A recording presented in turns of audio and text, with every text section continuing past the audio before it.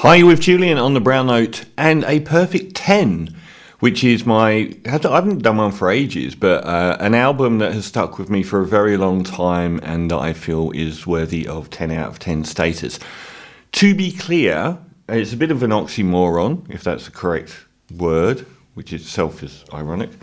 I don't regard an album as a 10 out of 10 because it doesn't have any flaws, which would seem ludicrous, but to me an album can be a 7 out of 10 and have no flaws. It might lack something else that makes it incredible, and then you've got the Beatles' White Album or something that might indeed have flaws but excels so much further than other music. So today, is it the best indie guitar rock album of all time? I'm talking about Broken Social Scene from Canada, who formed in 1999 with Kevin Drew and Bernard Canning, and made a instrumental album called Feel Good Lost in 2001. But we're focusing today on their second album, You Forgot It in People, which may be the best indie guitar rock album of all time. So it's the band themselves were a wildly evolving cast of friends and other musicians, all from Toronto. Well, I don't know if all of the other musicians were from Toronto, but that was where the band formed. And they've involved lots and lots of people. Sometimes their membership has swelled up to 19 musicians. And some of those have been really famous people like Leslie Feist. Feist, a very prominent solo Canadian female songwriter who had an enormous hit with the early iPhone song 1, 2, 3, 4, which they took. She appears to great effect on this album. Ellie Haynes does as well. So lots and lots of musicians. And this is a band that is still going very much. And part of the reason for doing this is they've got an album out on May 8th. They've got a new album. And their last album, Hug of Thunder, I thought was fantastic. Please tone down that compressed sound, though. Everyone keeps doing it lately. So You Forgot It in People is an incredibly well-balanced and interesting and experimental guitar rock album, which has probably 6 great standards from the indie rock canon, probably at least 4 all-time classic songs, merged with more experimental tracks and instrumental passages, linking them all up to a perfect whole. After saying that about flaws, there aren't any flaws on this album at all.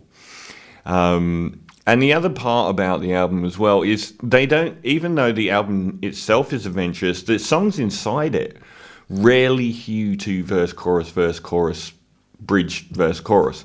They actually are quite wild in their structure of the arrangements and the songwriting on this album. So many of the tracks just don't follow that mode at all.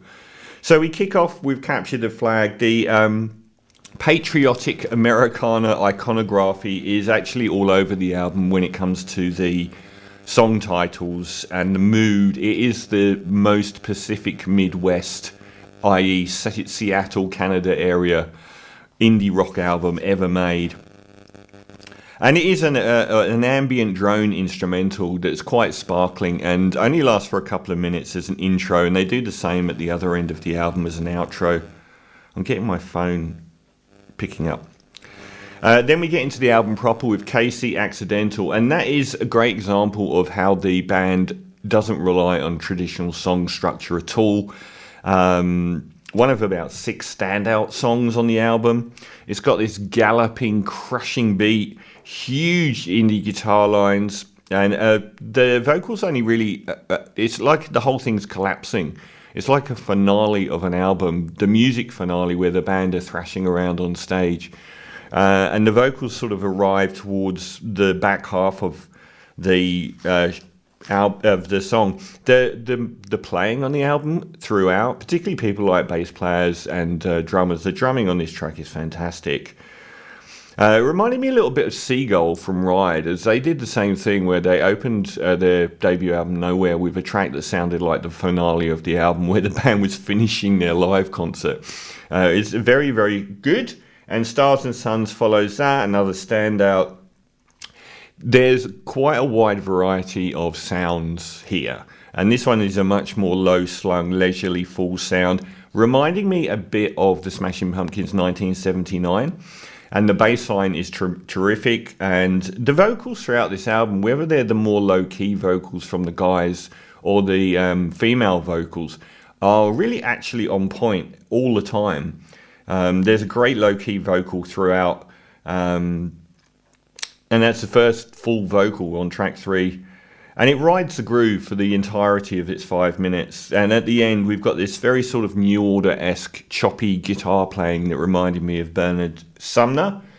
Straight into Almost Crimes, a contender for best track on the album, using Leslie Feist's vocals to enormously great effect on the combination with her. And I don't know which one of the men sings on each track, to be honest.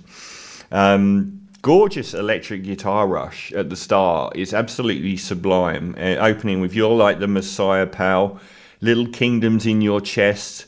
Huge chorus, which only finally arrives at the coda or near there. More phenomenal drums and bass, and the combination of female-male vocals here is a standout vocally on the album. Feist's really yelled version of the chorus that's delivered a lot more softly by the guy is an absolute standout vocal. Looks Just Like the Sun, just an ordinary track on the album, so it's only very, very good. Almost trip hop, I thought, almost Tropicalia a bit. Beck came into view for me. Acoustic guitar for once. Each song on the album has its own unique place. They don't repeat the songs at all.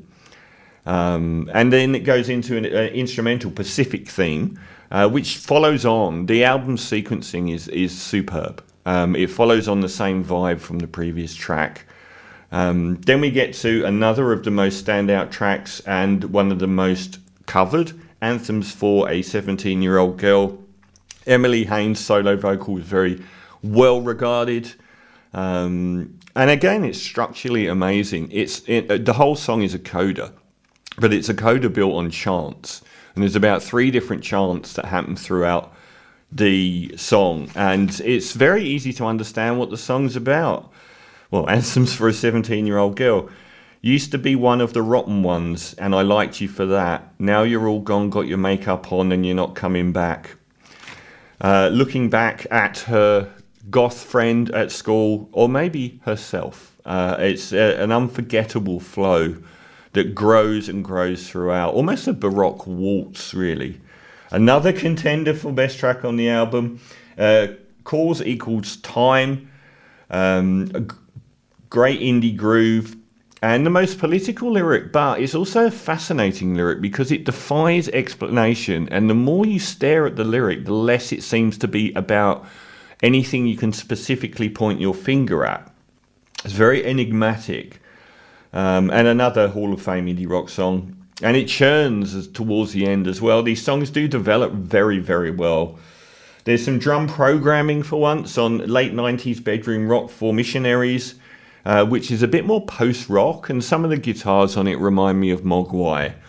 Very textural. A lot of the album is almost rare for a band to go between churning guitar chords and very textural songs on the same album. And from there, we're really into the home stretch. It flies by. Shampoo Suicide's a great track.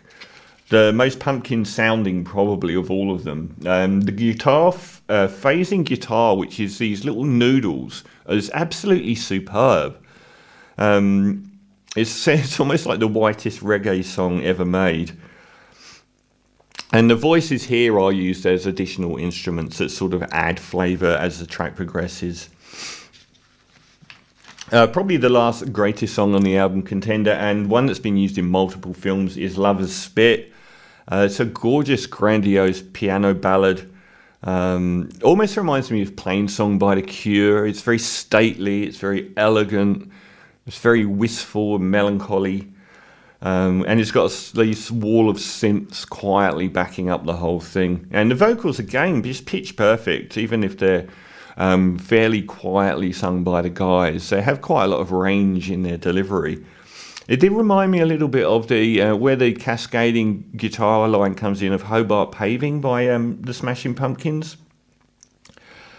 And then we get to the last two songs, which are more like an epilogue, because Lover's Bit does function as a grandiose finale to the album. And the most controversial song, I'm Still Your FAG. Now, this is a song that one of the two male guys wrote about him having an affair, apparently being bisexual, him having an affair with a married man. And the lyrics were quite confronting for 2002. They still play it live, which I'm very pleased to say, as it would have been a bit, I don't know. I mean, they didn't do it for bad reasons. So apparently now when they play the song live, he tells the story and asks permission to sing the song, which does include the slur in it. And then we go Pitter Patter Goes My Heart, which is the end song, and it's like the opener, a 2-minute instrumental. This is actually a recreation of an Imagine coda to Anthems for a 17-year-old Girl. I don't know if they included it on the original or whether they just made it as a deliberate coda to that song.